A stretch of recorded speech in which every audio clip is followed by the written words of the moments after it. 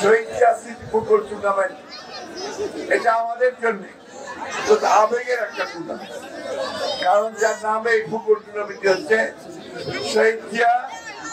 তিনি হচ্ছেন আমাদের বাংলাদেশের স্বাধীনতার ঘোষক এবং তিনি বহুদলীয় গণতন্ত্রের পুরো প্রবর্তন করেছিলেন।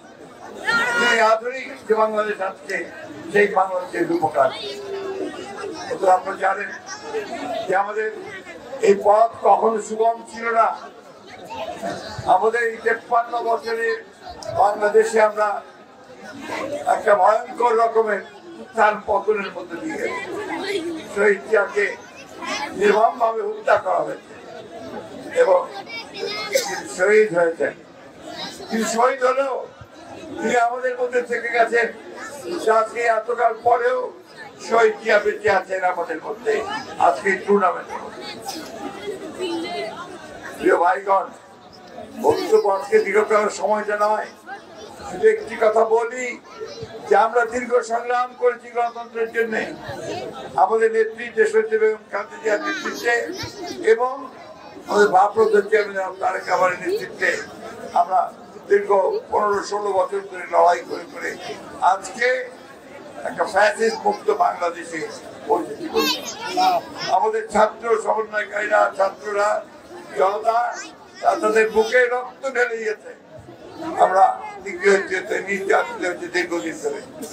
শেষ পর্যন্ত আমাদের একটা মুক্তি হয়েছে। এই মুক্তিকে আমাদের সুসংগত করতে হবে।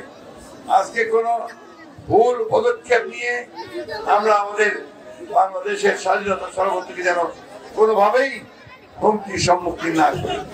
তার জন্য প্রয়োজন আমাদের ঐক্য, সকল মানুষের, দলের, মতের সকলের ঐক্য। তাই আজকে কোনো বিভেদ নয়, আর ঐক্যের মধ্যে দিয়ে আমরা সামনে এগিয়ে যাব।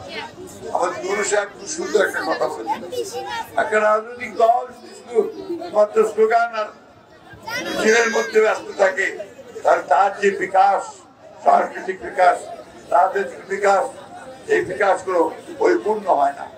আজকে গুরু সাহেব আমাদেরকে যে পথ দেখিয়েছেন, আমরা বিশ্বাস করি যে তার এই পথ ধরে সমগ্র বাংলাদেশে আমরা খেলাধুলার চর্চা, সাংস্কৃতিক চর্চার মধ্যে দিয়ে আমাদের রাজনীতিকে শহীদ জিয়ার যে বাংলাদেশের জাতীয়তাবাদের যে রাজনীতি, শহীদ জিয়ার যে বহুদলীয় গণতন্ত্রের যে রাজনীতি, সেই রাজনীতিকে আমরা এখানে প্রতিষ্ঠিত করতে সক্ষম হব।